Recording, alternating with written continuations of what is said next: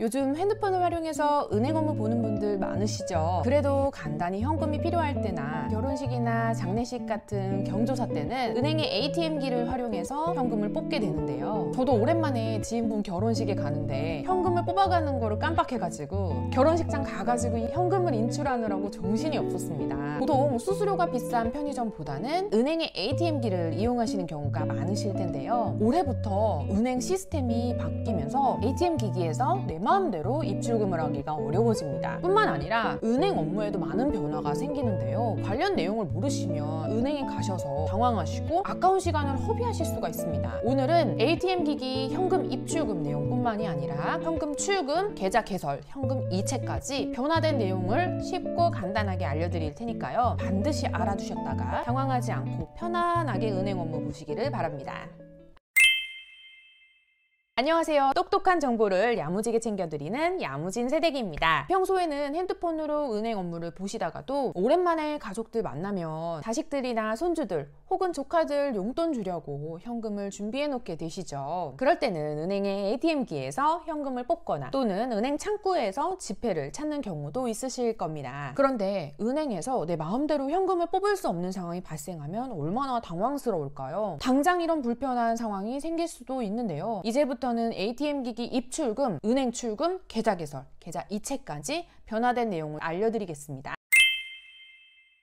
올해부터 ATM기기의 입출금 한도가 변경되어서 이용이 많이 까다로워지는데요. 바로 ATM기기에서 카드나 통장을 따로 사용하지 않고 계좌번호만 입력을 해서 무통장 입금을 하시는 경우에는 기존에는 한도가 1회당 100만 원이었는데요. 이제는 한도가 변경이 돼서 1회당 50만 원으로 줄어들었습니다. 즉 100만 원을 이체하려면 두 번에 걸쳐서 50만 원, 50만 원씩 입금을 해야 된다는 겁니다. 그리고 무통장 입금으로 보낸 돈을 상대방이 ATM기기에서 현금으로 인출하는 경우에는 1일 300만 원 한도로 출금이 제한됩니다. 이렇게 ATM기기에서 무통장 입금 및 출금 한도가 크게 축소가 되고 제한이 되는 이유는요. 해당 방식이 보이스피싱 범죄에서 송금하는 방식으로 주로 이용이 되기 때문인데요. 기존의 보이스피싱 사기는 범죄자들이 피해자를 전화나 메시지 같은 걸로 유인을 해서 범죄 조직 계좌에 돈을 보내게 하는 계좌 이체형 수법이 많았는데요. 최근에는 신종 수법으로 범죄자가 피해자들로부터 직접 돈을 받아서 여러 은행을 돌면서 ATM기기를 활용해 무통장 입금 방식을 통해서 자신들의 범죄 계좌로 돈을 보내는 대면 편취형이 많아지고 있습니다. 이렇게 여러 번 혹은 며칠에 걸쳐서 송금하는 시스템을 만들어 놓고 찾을 수 있는 금액도 제한을 두면 큰 돈을 한 번에 출금할 수가 없으니까 보이스피싱 피해를 최소화할 수 있고 미리 예방도 가능해집니다. 따라서 ATM기기에서 카드나 통장 없이 계좌번호만 입력을 해서 무통장 방식으로 업무 처리를 하시는 분들은 해당 내용을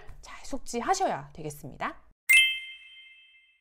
만약에 현금으로 큰 돈을 찾으실 때는 은행에 방문을 하셔야 되는데요. 앞으로는 별도의 맞춤형 문진을 실시해야 현금을 찾을 수 있습니다. 이제부터 은행에서 500만 원 이상 혹은 1000만 원 이상 현금을 인출하는 사람은 맞춤형 문진을 새롭게 실시해야 되는데요. 맞춤형 문진의 목적은 현금을 출금하려는 사람이 혹시 대출을 빙자한 보이스피싱을 당하고 있어서 출금하려는 건 아닌지 인출 목적을 확인하기 위함입니다. 나이대에 따라서 문진의 내용이 조금씩 달라지는데요. 40대에서 50대는 대출 빙자형 보이스피싱인지 아닌지를 확인을 하고요. 60대 이상의 분들은 가족이나 지인을 사칭해서 보이스피싱 사기를 치는 경우가 많기 때문에 타인의 통화 여부나 인출 목적 등을 확인합니다. 그렇다면 1000만 원 이상의 현금을 인출할 때는 어떻게 될까요? 그때는 은행 책임자가 직접 나와서 현금을 인출하는 용도는 어떻게 되는지 보이스피싱 피해 상황이 아닌지 꼼꼼하게 확인한다고 합니다. 지금까지 해왔던 방식과는 완전히 다른 출금 방식이라서 막무가내로 고액의 현금을 인출해 달라고 고집을 부르시거나 화를 내는 분들도 계실 수 있잖아요. 경찰에 신고하는 행동 지침 또한 새롭게 마련이 됐는데요. 분명한 사유가 없이 고액의 현금을 인출하려고 고집하고 화를 내는 분들은 은행 직원의 신고 지침에 따라서 경찰에 신고해서 조사를 받게 될 수도 있기 때문에 조심하셔야 됩니다. 앞으로는 큰 현금을 찾으실 때 별도의 문진을 실시하니까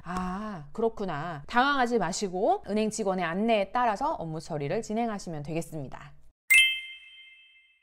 기존에는 은행에 가지 않아도 예금이나 적금 등의 계좌를 만들 때 스마트폰으로 신분증만 제출을 하면 간단하게 계좌를 만들 수 있었는데요. 이제부터는 비대면 계좌를 개설할 때 본인 확인 절차가 매우 강화됩니다. 왜냐하면 예전에는 신분증 사본을 제출해서 실명을 확인하는 과정에서 주민등록번호나 발급번호 같은 문자 정보만 대조를 하기 때문에 신분증의 진위 여부만 확인이 가능하고 도용 여부는 검증이 불가능했습니다. 그래서 비대면 계좌 개설이 범죄에 악용되는 경우가 많았는데요. 올해부터는 신분증이 위조되거나 도용된 신분증은 아닌지 금융결제원의 신분증 진위 확인 시스템이 의무화됩니다. 위조된 신분증과 도용된 신분증으로 계좌 개설을 하는 것을 전면 차단하게 되는데요. 추가로 안면인식 시스템도 도입을 해서 신분증을 소유한 사람과 계좌를 개설하는 사람이 같은 사람인지를 비교해서 비대면 계좌 개설 절차를 더욱 강화한다고 합니다. 따라서 비대면 계좌를 만드실 분들은 절차가 강화되기 전에 서둘러서 개설해 놓으시는 것이 조금 편하실 수도 있겠습니다. 조금 전에 스마트폰으로 계좌를 개설할 때 절차가 더욱 까다로워진다고 말씀을 드렸는데요. 이렇게 만들어진 비대면 계좌로 고객이 가진 모든 은행의 계좌를 조회하고 출금이나 이체까지도 할 수 있는 오픈뱅킹에 가입하는 경우에는요. 3일 동안 오픈뱅킹 서비스를 통한 자금 이체 자체가 불가능합니다. 왜냐하면 범죄자가 비대면으로 명의를 도용해서 알뜰폰이나 계좌를 개설하고 나서 오픈뱅킹을 통해서 자금을 빼내갈 때는요. 피해가 발생돼도 꽤나 긴 시간 동안 피해자가 사실을 인식하지 못해서 피해 규모가 커질 가능성이 있기 때문입니다. 추가적으로 보이스피싱 피해를 최소화하고 조기에 막을 수 있도록 새로운 시스템이 도입이 되는데요. 그동안은 개인정보가 유출되거나 보이스피싱이라고 의심이 되는데 여러 은행에 전화를 해서 하나하나 거래 정지를 해야 되기 때문에 대처가 매우 어려웠습니다. 하지만 이제부터는 전 금융기관의 본인 계좌를 일괄적으로 중지하고 오픈뱅킹 가입 또한 제한하는 시스템이 새롭게 도입되는데요. 보이스피싱을 뿌리 뽑고 고객의 피해를 최소화하기 위해서 은행 업무 방식들이 개선이 되고 여러 방어 장치들이 조금 더 지속적으로 마련될 것으로 보입니다.